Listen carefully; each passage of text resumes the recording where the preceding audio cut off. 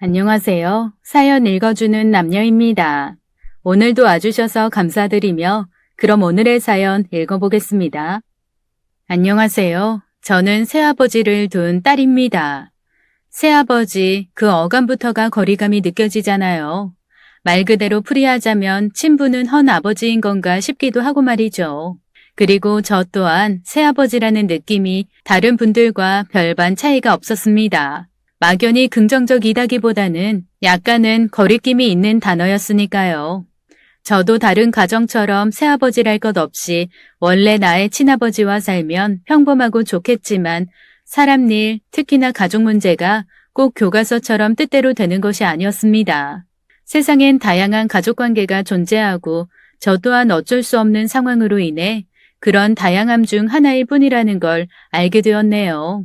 그리고 말 그대로 다른 것이지 틀린 것이 아님을 정확히 말씀드릴게요. 제게는 새아버지가 헌 아버지보다 더 소중하고 고마운 사람이니까요. 하지만 이런 제 마음의 인식과는 타인의 인식은 여전히 다르더라고요. 인터넷에 새아버지를 검색하면 바로 뜨는 것이 새아버지 학대, 재산 다툼, 살해까지도 뜨더군요. 참 살벌하지 않을 수가 없어요. 그만큼 충격적이고 부정적인 결과들이 많았었기에 일어나는 사회 현상이자 선입견이라고 생각합니다. 원래 좋은 결과는 사람들이 잘 기억하지 못하잖아요. 자극적이고 기분 나쁜 것만 오래 인상에 나고 말이에요. 저는 저부터라도 새아버지라는 인식이 바뀌었으면 하는 바람에서 이렇게 사연글을 적어봅니다. 지금의 새아버지를 만나기 이전에는 제게 아버지란 저를 낳아주신 어머니 외에 중요한 존재 그 정도였어요. 하지만 자라면서 그 의미마저도 금세 변질되었습니다. 저의 친부는 중요한 존재가 아닌 증오의 존재였거든요.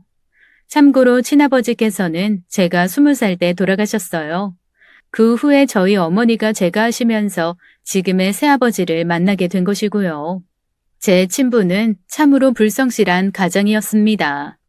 말 그대로 절 낳아만 준 사람이었어요. 제가 사리 분별이 그나마 가능해진 초등학교 2학년쯤 친부의 본질이 보이더군요. 얼굴 보기 힘들고 그나마 간간히 마주하는 얼굴도 보고 싶지 않은 사람이었어요. 무책임 그 자체였죠. 그저 평범하게 직장 생활하는 줄 알았던 친부는 알고 보니 도박 중독자였고 온갖 빚을 다 끌어서 늘 도박을 하고 여기저기 투자를 한다는 명목으로 거짓말만 참 잘하는 사람이었죠. 회사를 다니는 척했던 사기꾼이나 별반 차이가 없었어요. 그래도 어머니는 아버지를 많이 믿어주었어요. 아무래도 남편이기 이전에 제 아버지이기도 하니 믿어주면 바뀌고 분명히 갱생할 것이라고 생각하셨던 것 같아요. 밤마다 친부가 어머니께 한 번만, 이번 한 번만 하는 소리가 들려왔고 그럴 때면 어머니는 화를 내기보다는 정말 마지막이야 라는 대답을 하셨습니다. 소림이 엄마. 나 진짜 이번에는 제대로 대박날 자신 있어. 나 못 믿어? 내가 오죽하면 회사도 때려치우고 이 일에 몰두하고 있겠느냔 말이야. 이것만 잘 되면 나 우리 소림이한테 떳떳할 수 있고 당신 너는 고생 안 시킬 자신 있어. 매일 밤마다 당신 부르튼 손 보면서 내 마음이 어떨지 생각이나 했어? 내 가슴은 또 찢어졌다니까. 나 그렇게 생각 없이 사는 사람 아니야. 정말. 한 번만 나 믿어줘. 진짜 마지막이야. 이번에만 당신이 좀 도와주면 나 다시는 도박이나 쓸데없는 투자 그런 데에 목숨 안 걸게. 응? 소림이 엄마. 알겠어. 이번만 당신 한 번 더 믿어볼게. 그리고 어차피 더는 돈 없어. 이 돈도 내가 겨우겨우 사장 언니한테 사정사정해서 받아온 3달치 가불이야. 우리 소림이 지금은 어려서 돈 많이 드릴 일 없지만 조금 더 크면 그리고 앞으로 더 잘하고 그럴 거 생각해서 우리 열심히 살아야 돼. 하나밖에 없는 딸인데 잘 키워야 하지 않겠어? 제발 이제는 정신 차리고 살자 여보. 응? 제발. 어릴 때는 그 말이 무슨 말인지 몰랐지만 나중에 물정을 다 알고서야 그 말들이 무슨 말인지 이해가 되었어요. 그저 친부의 새치여만 믿고 어머니는 끝없이 도박 자금을 대주셨고 그 결말은 참담함 그 자체였습니다. 정말 대학 가기 전까지 수없이 이사를 다녔던 기억이 있어요. 그래서 나중에는 저도 요령이 생겨서 집에 정도 안 붙일 뿐더러 짐도 거의 풀지 않았습니다. 당연히 집은 점점 좁아졌고 제 방 부모님 방 구분이라도 되어 있었던 집은 마지막엔 원룸이 되어버렸습니다. 그리고 짐도 하나둘씩 다 버리면서 이사를 했고 말이에요. 그리고 정말 끝에는 그 좁아 터진 방에 짐도 몇 없는데도 빨간 딱지가 붙은 걸 보았습니다. 기름 보일러에 기름 넣을 돈이 없어 겨울에는 엄마가 꾸벅꾸벅 조시면서 제가 잠들어 있는 이불 속에 드라이기를 막 쑤어주셨어요. 집안인데 입에서 입김 나는 게 보일 정도로 추웠었거든요. 그 지경인데도 아버지는 얼굴도 보이지 않았고 어머니는 밤낮으로 일을 하러 다녔습니다. 저와 어머니에게 집은 그저 잠을 자는 생존의 공간일 뿐이었죠. 그나마 어머니가 정말 죽어라 일을 하셨기에 제가 학교 생활을 하고 자라가면서 크게 문제는 없었어요. 지금 생각해보면 저라면 그렇게 못할 것 같은데 저희 어머니는 오지에서도 우물을 파신 거예요. 그것도 다 저를 위해서 말입니다. 그렇게 현명한 철을 두고도 친부는 어머니가 허드렛 일에서 모은 돈을 몽땅 다 날리고 길바닥에 나앉아 더 이상은 아무도 받아주지 않는 지경이 되어서야 그 어떤 노력도 해볼 생각 않고 모든 걸 놓아버렸습니다. 그때는 어머니께서 제 대학 진학 때문에 아버지 연락도 일절 받지 않으셨고 아예 작은 가방을 싸서 아버지가 자신을 찾을 수 없는 숲속 폐가 같은 곳으로 숨어버리셨거든요. 물론 저와는 연락을 하며 지내왔고 돈 벌려고 어머니 친구분이 하시는 식당으로 들어가셨던 거예요. 그래서 친부는 어머니가 사라졌다 생각하고 절 끊임없이 괴롭혔습니다. 고3이고 공부를 미친 듯이 해도 모자랄 그때에도 이소리마, 너는 알지? 알잖아. 네 엄마 어디 있는지, 네 엄마 핸드폰도 해지했는지, 전화도 안 되고, 어디 있는지도 모르겠고, 그래서 내가 실종 신고해버렸어. 네 엄마 없으면, 이 아버지 힘들어. 못 살아. 엄마를 엄청 사랑하는 것처럼 꾸며내지 마. 그저 엄마 돈이 절실한 것 뿐이잖아. 왜? 엄마가 없으니까 그놈의 도박에 쓸 돈도 더는 없는 거지? 아빠 통화하는 거 다 들었어. 한심하게 그놈의 도박판 끼워달라고 사정사정하는 거. 대체 왜 그러고 살아? 제발 아버지 삶을 살아. 엄마 탓 내 탓하면서 엄마 피 빨아먹고 살지 말고. 아니면 제발 우리랑 인연이라도 끊고 산에 들어가 버리던지. 엄마 나랑도 연락 안 되니까 찾을 생각하지 마. 난 엄마가 아빠한테 벗어나서 훨훨 행복하게 살았으면 좋겠으니까. 나 이제 수능 100일도 안 남았어. 나만 더 잡아봤자 난 한 푼도 없으니까 제발 나한테서 엄마 찾지 마. 저는 친부의 애원에 어머니 연락처고 뭐고 아무것도 모른다고 발뺌을 했고 그나마도 저와는 연락을 하는 줄 알았던 친부로서는 모든 기대와 작은 희망마저 무너진 것이었습니다. 한마디로 친부에게는 그저 최종적으로 돈 나올 구멍이었던 어머니마저 연락 두절되니 한심하고 무책임하게 자신의 생까지 놓아버리셨죠. 그때가 제가 막 대학에 입학했을 때였습니다. 친부가 개차반이어도 악바리같이 돈 벌어주는 어머니 덕에 저는 대학은 갔어요. 그리고 20살이 되던 해에 친부의 부고 소식이 들려왔습니다. 저는 무소식이 희소식이라고 그래도 친부가 더는 자신에게 돈을 대줄 데가 없으면 정신 차릴 줄 알았어요. 못해도 막일이라도 하면서 자기 살 길 찾아 살고 있겠지라고 생각했습니다. 소리마, 네 아빠가 스스로 목숨을 끊었다. 경찰에서 연락이 왔어 나한테. 내가 확인하고 장례 진행하고 있을 테니까 너도 와야겠어. 고모들한테는 내가 연락했어. 먼 길이니까 조심히 와. 친부는 제 말을 들어준 건지 산속에서 생을 마감했고 며칠이 지나서 발견이 되었다 들었습니다. 산이라도 들어가서 정신 차리고 잘 살라는 말이었지 산에서 죽어버리라는 건 아니었는데 하지만 뭐가 되었든 더는 골치 아플 일이 없겠구나라는 생각이 앞섰어요. 이런 말 너무 무섭지만 저 그 소식에 울지 않았어요. 담담했습니다. 어쩌면 웃었을지도 모르겠어요. 다 끝났다고 말이에요. 친부가 죽음으로써 엄마의 밑빠진 독 채우기 개고생도 끝이구나. 그렇게 단순히 생각했습니다. 그런데 아버지가 죽는다고 해서 그간의 빚도 죽는 건 아니었습니다. 아버지의 어마어마한 빚은 배우자인 어머니에게 고스란히 떠넘겨졌죠. 아버지의 가족인 친가는 아무런 도움도 주지 않고 그저 모른 척하기 바빴습니다. 너는 아쉬우니까 날 찾니?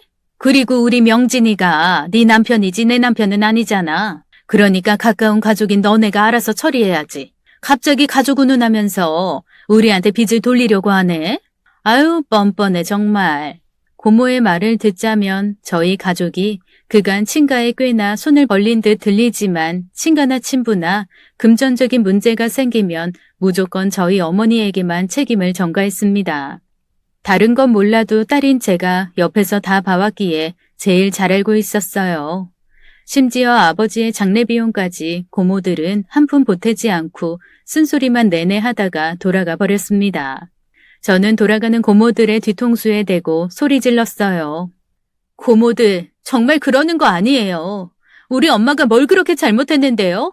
쥐뿔 없는 집에 시집 와서 시집살이는 다 하고 시집살이도 모자라서 아버지 도박빚만 내내 갚았어요. 그나마 엄마 덕에 아버지도 저 때까지는 사신 거예요.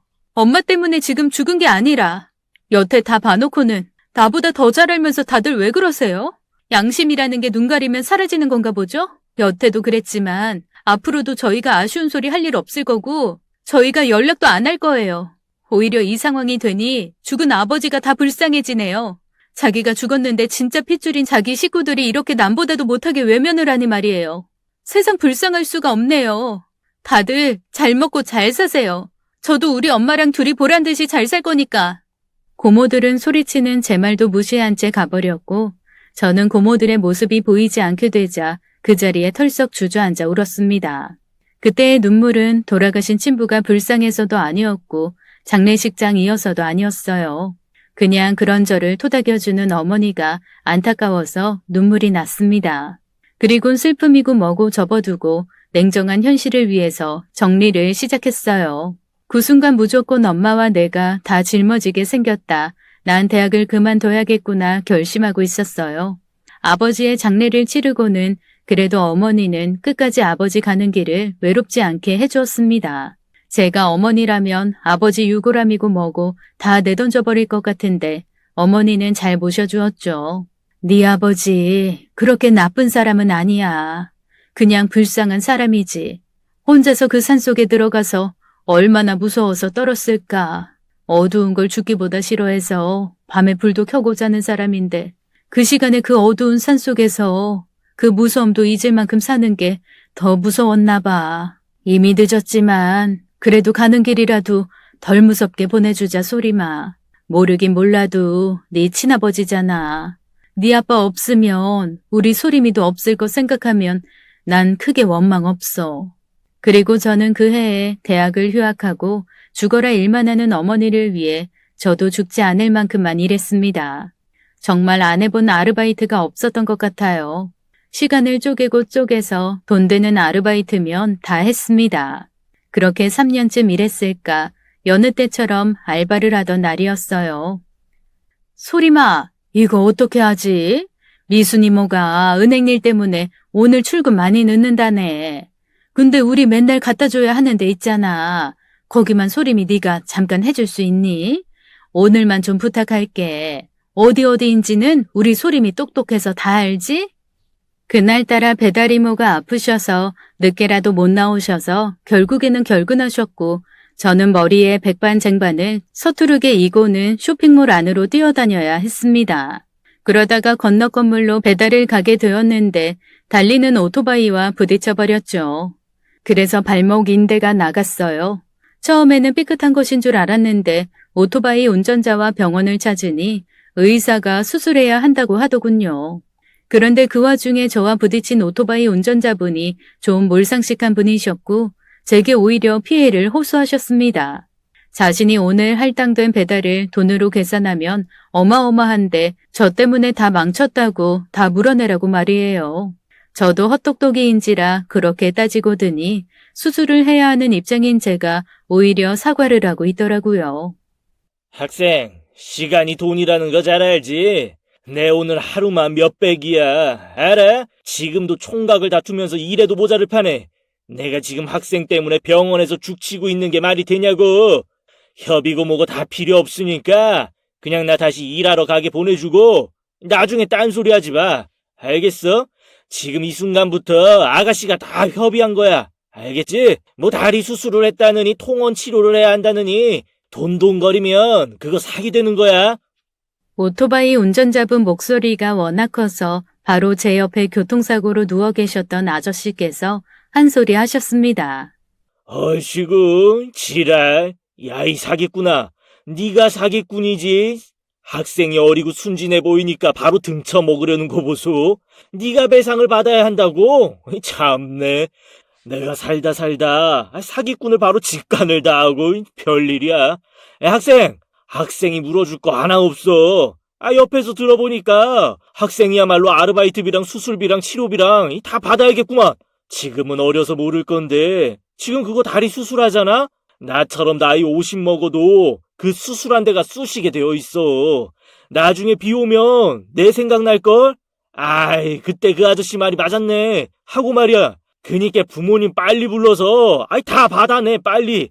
아저씨 말씀에 제 바로 옆에 오셨던 간호사님이 전화해 주셨어요. 놀란 어머니는 제가 말을 다 하기도 전에 교통사고 당했다는 말만 듣고 오셨습니다. 병원복을 갈아입고 잠이 들었는데 눈을 뜨니 어머니가 병원에 와 계셨고 어머니 바로 옆에 모르는 아저씨가 멀뚱멀뚱 절 바라보고 계셨어요. 이게 세상에 무슨 일이야. 앞길이 9만 리인 애가 이렇게 사고를 다 당하고. 소리마, 다리 말고 다른 데 아픈 데는 없어? 괜찮아? 어쩌다가 이렇게 다쳤어? 옆에 분이 어떤 분인지 물을 새도 없이 어머니는 이런저런 질문을 하셨고 저는 그분과 어머니를 번갈아 봐가면서 대답했습니다. 나 괜찮아. 그렇게 심하게 다친 건 아니고 지금 많이 부어서 그래. 이거 붓기 가라앉고 나면 막 멍이 생길 거래. 멍 어느 정도 가라앉으면 그때 수술해야 한다더라고. 그래서 이틀간은 기다렸다가 바로 수술 들어간다는 것 같아. 십자 인대가 끊어졌대. 인대만 이어붙이면 된다니까 괜찮아. 나 젊잖아. 엄마, 많이 놀랬지? 같이 온 아저씨를 따로 소개를 안 해주셔도 알 수 있었어요. 어머니가 새로 만나시는 분이구나 하고 말이죠. 걱정하고 엉엉 우는 엄마의 어깨를 짚으시다가 바로 손수건을 꺼내서 엄마 얼굴을 닦아주시더라고요. 누가 봐도 알 수 있었을 거예요. 저는 아직도 그날이 한 번씩 기억이 나는데 새아버지는 나름 새로운 딸을 처음 만난다고 제가 입원한 병원에 어깨가 뛰쳐나갈 만한 정장을 입고 오셨었습니다. 예의를 갖추셨던 거죠. 그때는 경황이 없어서 잘 몰랐지만요. 그렇게 정신없던 초면을 거치고 오랜만에 만난 어머니는 얼굴이 환해 보였습니다. 늘 일하느라 바쁘고 근심이 많아 그 고운 얼굴이 빛을 발하지 못했는데 새아버지 옆이라서 그런 건지 좋아 보이는 모습에 제가 다 기분이 좋았어요. 원래라면 바로 누구시냐고 묻고 적대적이어야 맞는데 이미 엄마 얼굴의 생기와 활력만으로 적대적인 감정은 생기지도 않았습니다. 저는 그때 저 살기에도 벅차서 어머니 곁에 누가 계셔주시는 것만으로도 감사했어요. 현실적으로 제가 대학을 졸업하고 취업하고 늘 제 인생에 홀어머니인 어머니까지 포함해야 한다는 현실이 제게는 많이 무겁기도 했으니까요. 새아버지의 첫인상은 조폭 같은 인상에 개그맨 박명수 같은 말투셨습니다. 아니, 오토바이를 어떻게 몰았길래 발목이 돌아가게. 세상 이해가 안 가네 정말. 운전을 그따구로 하려면 타질 말았어야지. 내가 운전자랑 합의 제대로 보고 올 테니까 여기들 있더라고. 씨. 무서웠다기보다는 그 말투에 바로 빵 터졌었던 것 같아요. 절 걱정하시면서 상대를 비난하시는 게 굉장히 서투르셨거든요. 그런데 물러터진 저와 어머니와는 달리 남자는 다르긴 다르구나 하는 걸 느꼈어요. 제 앞에서 기고만장하던 오토바이 운전자는 새아버지 앞에서는 끽소리도 못하고 두 손 모으고 고개를 푹 숙인 채 욕이란 욕은 다 처먹었습니다. 폭행만 없었지 정말 처맞듯이 비난이란 비난을 다 받았죠. 물론 정당하게 뜯을 것도 다 뜯어냈습니다. 새아버지는 오토바이 운전자에게 합의서까지 받으신 후 돌아왔어요. 뒤이어서 오토바이 운전자가 제게 와서는 미안하게 되었다고 인사를 하고 돌아갔죠. 그리고 어머니는 새아버지께서 수납을 하시는 동안 제게 말했습니다. 진부의 어마어마한 빚 다 해결했다고 말이에요. 빚도 상속 포기할 수 있었다는 걸 몰랐는데 새아버지가 다 처리해 주었다고요. 그래서 한동안 정신이 없었는데 그 와중에 제가 다쳐서 신경을 못 써서 그런 건지 연신 미안하다고 하셨습니다. 엄마가 빚이 너무 무서워서 나는 그렇다 치고 너한테까지 다 넘어갈까봐 너무 겁이 나서 백방으로 알아보고 그랬어. 저 아저씨 엄마랑 같이 살아 소리마.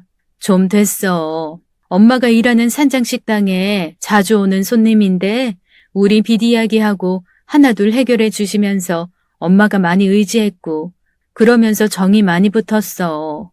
그래서 엄마 내년에 저 아저씨랑 정식으로 부부될 거야. 우리 소리미는 엄마 이해하지? 저 아저씨랑 산장에서 나와서 우리 딸 가까운 곳으로 감자탕집 열 거야. 지금 내부 공사하고 있어서 다 되면 짠하고 보여줄라 했는데 결국에는 이렇게 알려주게 되네. 정말 좋은 사람이야. 표현이 서툴러서 그렇지 정말 따뜻한 사람이야. 새아버지는 사채 일을 좀 하셨었고 지금은 마음 고쳐먹고 엄마와 열심히 식당 일하면서 살고 있다고 했습니다. 그 당시에는 새아버지가 어떤 사람인지는 하나도 중요하지 않았어요. 백수인들, 깡패인들 아무 상관없었어요. 친아버지처럼 자기 식구 배고프게 하고 불행하게 하는 것보다야 낫다고 생각했어요. 그리곤 저와 어머니께 떠넘겨진 빚이 다 해결되었다는 말에 엉엉 울었습니다. 안도의 눈물이었달까요? 다행이다라는 생각만이 앞섰지 그렇게까지 해결해준 새아버지께 감사하다라는 생각은 일절 들지 않았습니다. 아직 그때까지는 그만큼의 마음의 여유가 있지는 않았으니까요. 저는 그 해에 인대 수술을 하고 6개월가량을 누워 지내야만 했습니다. 사실 6개월까지는 필요하지 않았지만 일명 나이롱 환자였던 거였어요. 보험을 어느 정도 보장을 받으려면 어쩔 수 없었던 거였죠. 제게는 최고의 휴식 기간이었습니다. 지금 생각해보면 철이 없었죠. 아직도 그때 수술한 자국이 선명하게 보이고 그때 병원에서 말씀해주신 아저씨 말대로 비우기 이틀 전부터 수술 부위가 꼭 개미가 기어다니는 것처럼 가렵다가 뼈가 빠질 것처럼 욱신거려요. 아저씨 말씀이 기가 막히게 맞았습니다. 성함이나 얼굴도 기억나지 않지만 그때 그 아저씨께 비울 때마다 감사드리고 있거든요. 하지만 뭐든 나이 먹고 깨닫고 지나서야 알잖아요. 그 당시에는 어렸고 그저 단순한 생각이었어요. 살면서 내내 바쁘고 힘들었는데 물론 제대로 걷지도 못하고 쩔뚝대야 했지만 그렇게 오래간 누워서 쉬어본 게 언제인지 정말 천국 같았어요. 내내 누워서 자고 일어나면 시간 맞춰서 밥 나오지. 좀 다시 잠이 들면 또 밥 먹으라고 하고 밥 나오지. 그리고 참 좋았던 게 같이 입원한 아주머니들이 시간마다 간식을 주셨어요. 저와 같은 나이롱 동기들이셨거든요.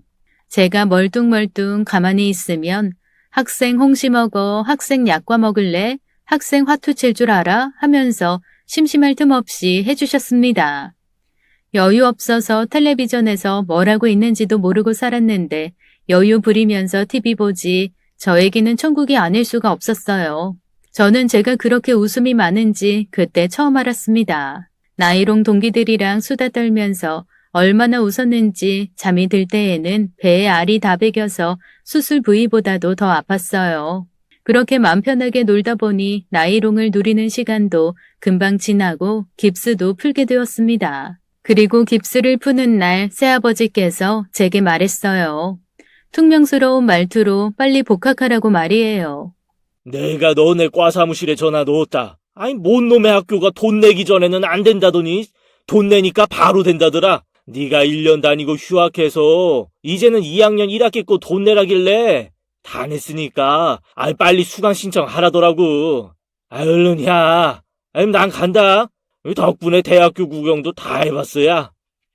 새아버지는 본론만 말씀하시고는 가셨어요.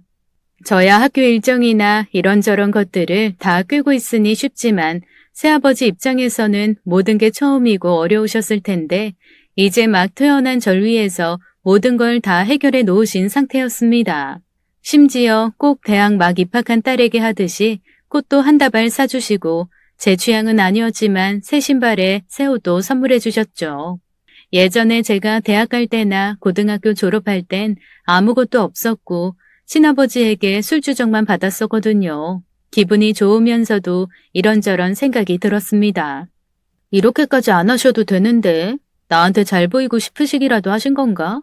너무 오바이신데. 겉으로는 처음 받아보는 딸 대접에 머쓱해했지만 은근 기분 좋았어요. 그리고 그중에 제가 제일 감동받았던 건 제가 대학 다니면서 머물던 반지 앞방에 곰팡이가 참 심했는데 새아버지께서 제가 퇴원하기 전날까지 밤새도록 그 곰팡이를 다 손수 제거하시고는 집주인한테 따지시기까지 하신 겁니다. 제가 다시 들어가서 살게 되면서 집주인분께 연락을 드렸더니 학생 아버지 뭐야? 깡패야? 다짜고짜 나한테 말이지. 살아나는 새싹한테 곰팡이를 줬다면서 어찌나 한 소리 하던지. 내가 무서워서 있잖아. 그 방벽지 싹 다 갈아줬어. 그렇게라도 안 하면 쫓아온다고 해서 말이야. 여튼 나는 학생 아버지가 요구한 대로 방범창이랑 에어컨 달아주고 곰팡이 핀 벽지랑 장판 싹 다 갈았다. 그리고 아버님이 1년치 월세 다 내셨어. 그러니까 나보고 재촉하지 말라더라. 앞으로 월세 낼 일 있으면 학생 아버지한테 연락하라는데 내가 집주인인데 왜 벌벌 떨어야 하는 건지 원. 난 무서워서 연락 못하겠어. 앞으로는 내가 학생한테 문자 남길 테니까 아버님한테 잘 좀 말해줘. 알겠지?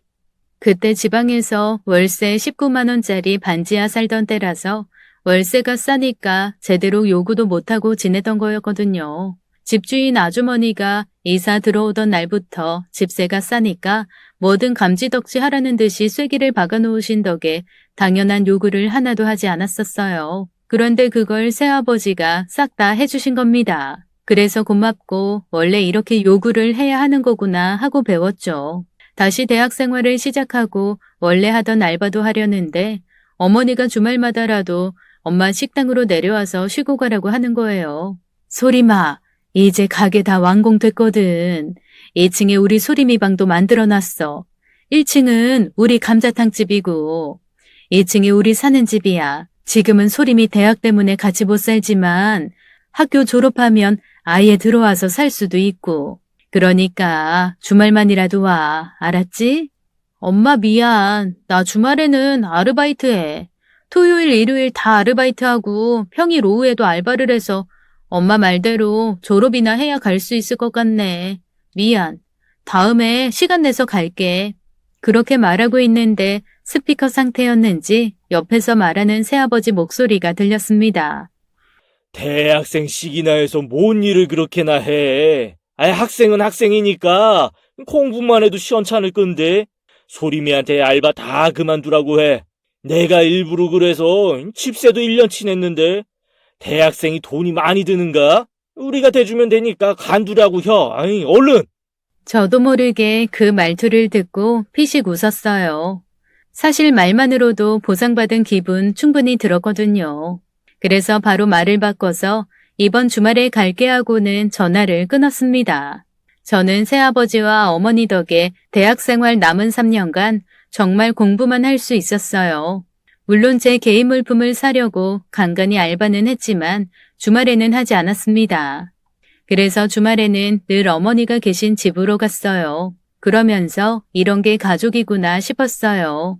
아버지가 내 아버지가 아닌들 난 안정감을 느끼고 어머니는 행복해 보이고 집을 언제 이사할지 몰라 전전긍긍하지 않고 모든 게 온전히 안정적인 것, 그런 걸 느끼고 나니 다시는 잃고 싶지 않고 매사에 감사함을 느끼게 되었죠. 그리고 제가 대학을 졸업할 때 새아버지께 제 학사모를 씌워드렸습니다. 그때 얼굴이 벌개지시면서 얼마나 좋아하시던지요. 새아빠, 이거 되게 비싼 모자예요. 새아빠가 제 3년 학비 다 대주셔서 졸업할 수 있었으니 아마 몇 천만 원 되는 모자죠 아마. 그러니까 이건 새아빠가 쓰셔야 돼요. 아유, 비싼 모자라 그런가? 꼭 안 쓴 것 같으네. 아이, 고등학교도 못 나왔는데 대학교 모자를 다 써보고 출세했네 나. 아이, 우리 딸내미 덕에 출세했어. 진짜 뿌듯했습니다. 표현은 서투르시지만 표정이나 말투에서 저는 모든 애정을 다 감지할 수 있었거든요. 그렇게 행복한 나날을 지내던 중 행복은 연이어서 오는 것인지 아니면 그간 불행했던 제 삶을 위해 행복 할당량이 사용되는 것뿐인 건지 좋은 일이 이어서 생겼죠. 저는 전공대로 취업을 하고 반지하방을 탈출해 부모님 댁으로 들어가게 되었고 취업하고 얼마 되지 않아서 지금의 남편을 만나게 되었습니다. 제가 근무하는 회사 근처에 군부대가 있었고 그 군부대의 직업군인이었어요. 그러면서 저희 어머니 식당에 자주 오는 단골이었고요. 단골이었다는 사실은 한참 나중에 상견례 때나 알게 되었죠. 남편은 저와 달리 그 어떤 그늘도 없어 보였고 건강하고 밝아 보이는 인상이었습니다. 물러 터진 저와는 달리 똑부러지고 자신만만하기도 했죠. 그래서 그런 점이 참 마음에 들기도 했습니다. 그리고 제일 좋았던 점은 만난 지 1년쯤 되었을 때 바로 절 시부모님 댁으로 데리고 갔어요. 정식으로 결혼을 전제로 만나는 사람이라고 소개했죠. 더욱 좋은 점은 시댁 안에서 남편의 태도와 그 집안의 풍경이었습니다. 누가 봐도 살면서 불화 한 번 없어 보이는 화목해 보이는 집안이었어요. 특히나 남편과 시어머니 사이가 많이 좋아 보였습니다. 웃는 것도 어쩜 그리 붕어빵처럼 닮았는지 저도 모르게 없는 넉살을 떨어대면서 온 가족이 모인 식사 자리에서 말했어요. 이 사람이랑 어머님이랑 참 많이 닮았어요. 분위기도 닮았고 특히나 웃을 때 인매가 붕어빵이에요. 이 사람 웃는 모습이 정말 예쁘잖아요. 어머니를 닮아서 그런 거였나 봐요. 신기해요. 저는 저희 엄마랑 많이 안 닮아서 늘 아쉬웠거든요. 아버지를 많이 암튼 엄마랑 완전 딴판이거든요. 그래서 더 부러워요. 그러자 제 말을 들은 시어머니와 남편은 둘이 동시에 마주보더니 역시나 똑같은 미소를 지었습니다. 그리고 말했어요. 그래? 역시. 거봐, 엄마. 우리 소림이 눈썰미 장난 아니지? 내가 이런 점에 반했다니까. 똑똑하고 현명하고 센스도 있는데 이렇게 눈썰미도 기가 막혀요. 팔방미인이 따로 없어. 엄마랑 나랑 인매 닮은 건 어떻게 알고? 에이, 사람들이 닮기는 했는데 정확히 어딜 닮았는지 잘 모르는데 딱 맞췄네. 그렇게 화기애애한 시간을 보내고 절 데려다 주려고 같이 저희 집으로 향했어요. 가면서도 식사 시간에 실수한 건 없는지 이야기하고 부모님 인상이 좋으시다고 대화를 나눴습니다. 한참을 웃으면서 떠들다가 저도 모르게 아버지 이야기를 꺼냈어요. 왠지 이렇게까지 진지하게 만나니 사실대로 말해야 할 것 같은 기분이 들었거든요. 아니면 속이는 것 같은 기분이 들까 봐서요. 저 일부러 말 안 한 건 아니었는데 사실 우리 부모님 재혼이셔. 내 친아버지는 돌아가셨고 지금 계신 분은 새아버지야. 내가 대학생 때 두 분이 재가를 하셨고 물론 나랑 새아버지는 사이가 되게 좋아. 남들이 보면 정말 친딸이라고 볼 만큼. 그리고 정말 좋은 분이시기도 하고 말이야. 그냥 당신한테는 미리 말해야 할 것 같아서. 특히나 오늘 당신 부모님 뵙고 나니까 우리 새아버지 생각도 많이 나고. 그래도 당신은 온전한 가정에서 자라왔고 나랑은 상황이 많이 다르다고 생각하니까 나중돼서 문제가 될까 봐. 그러자 남편은 그저 웃었습니다. 난 또 무슨 중죄라도 저지른 사람처럼 말해서 뭔 일인가 했네. 요즘에 그런 가정이 한둘인가? 그리고 온전한 가정이라는 말이 어디 있어. 지금 소림이 너도 온전한 가정이야. 완성된 가족이 중간에 과정이 달랐을 뿐이지. 그리고 나도 마찬가지야. 나도 우리 엄마가 새어머니셔. 나 초등학교 때 우리 친엄마가 병으로 돌아가셔서 중학교 때인가 새어머니가 오셨어. 지금이야 사이 많이 좋은데 그때는 철이 없으니까 새어머니 많이 힘들게 했어 내가. 맨날 악쓰고 투정 부리고 아버지한테 폐악질 부리고 집도 나가보고 친엄마 보고 싶다고 질질 울고 참 꼴값은 제대로 떨었었지. 요즘은 가끔씩 엄마가 놀리셔. 내가 울보였다고 말이야. 친엄마 돌려놔 하면서 눈물 콧물 다 흘리고 울었다고. 그래서 나는 그런 거 없어. 지금 엄마가 내 친엄마야 나는.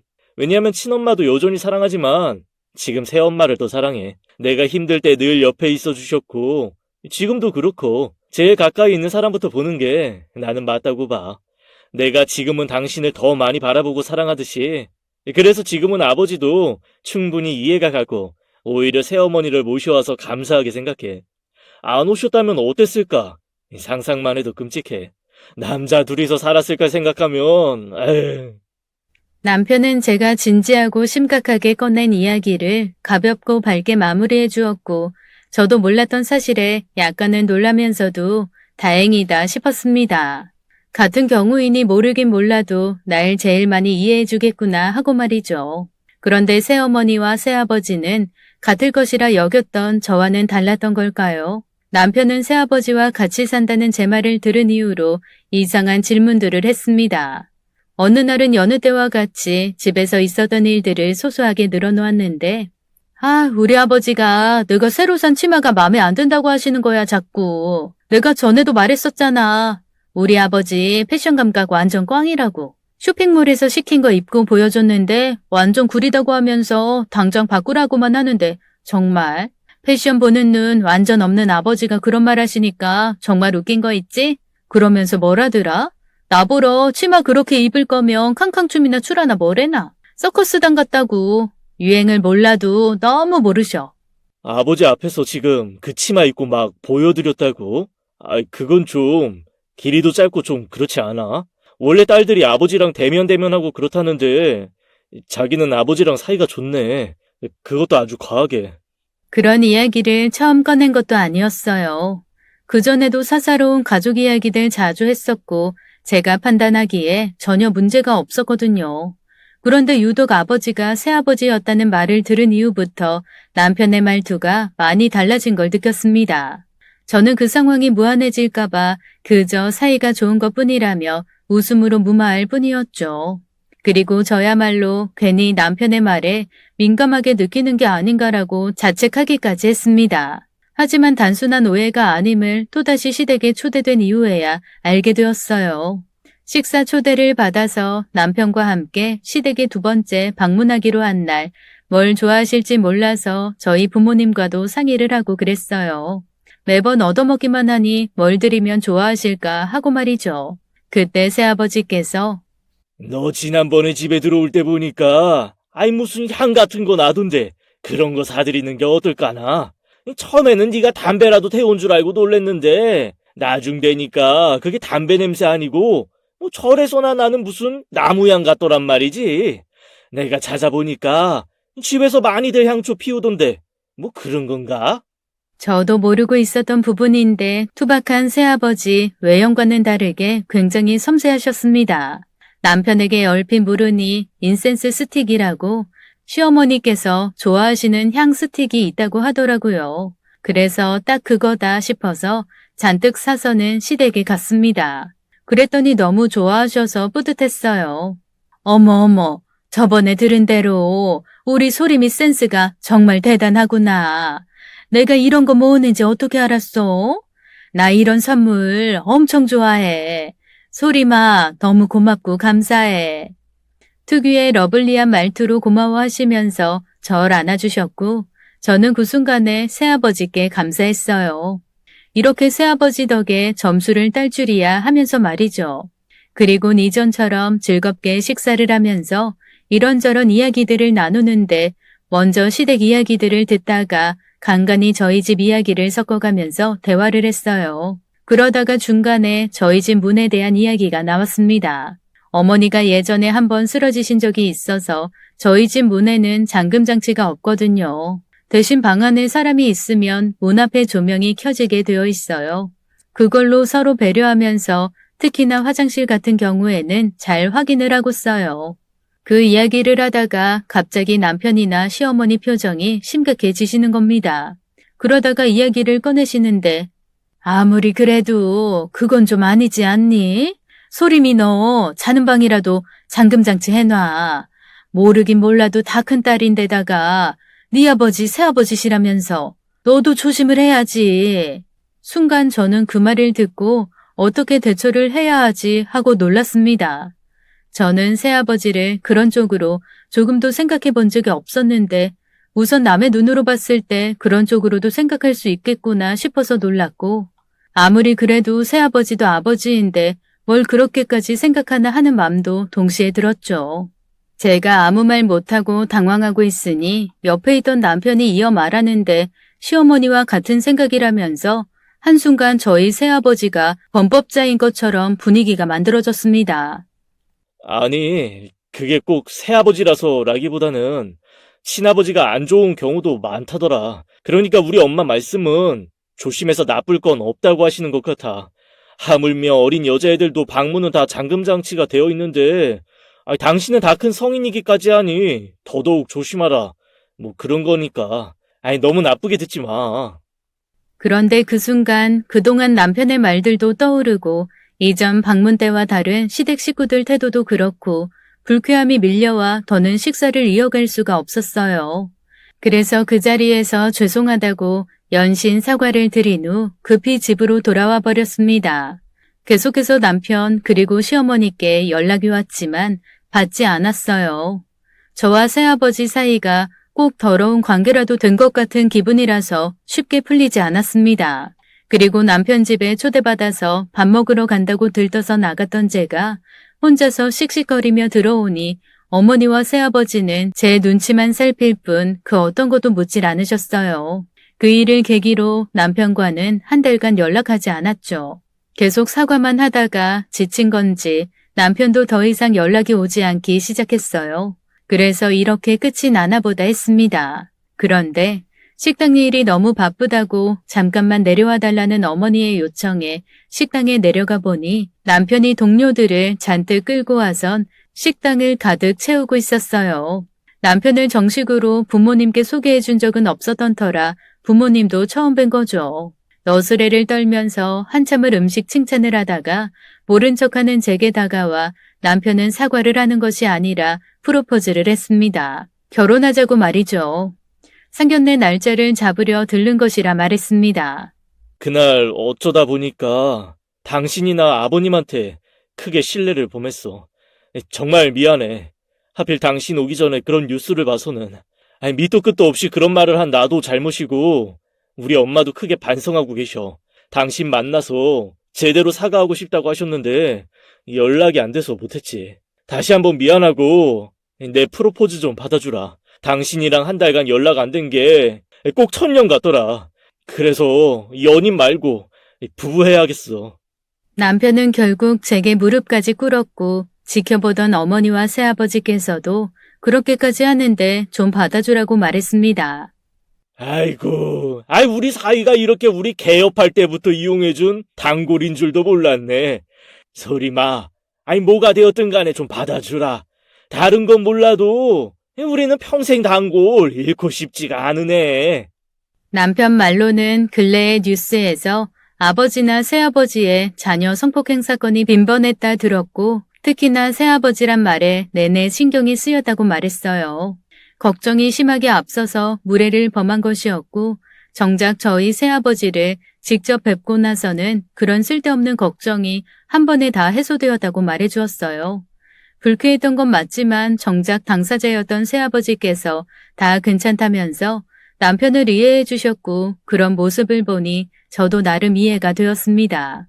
그리고 남편이 계획했던 대로 그 일이 있고 얼마 지나지 않아서 저희 부모님과 시댁 어르신들끼리의 상견례가 있었어요. 서로 진지하게 솔직한 이야기를 나누면서 저희 부모님은 남편과 시댁 어른들을 현명하게 봐주셨고 당연히 저희 새아버지를 시댁에서 더욱 좋게 봐주셨습니다.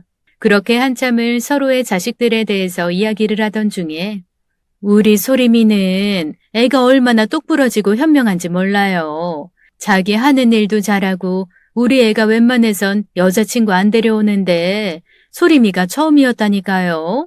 그런 말 다 한 거죠 뭐. 소림이만큼 괜찮은 애가 없어요.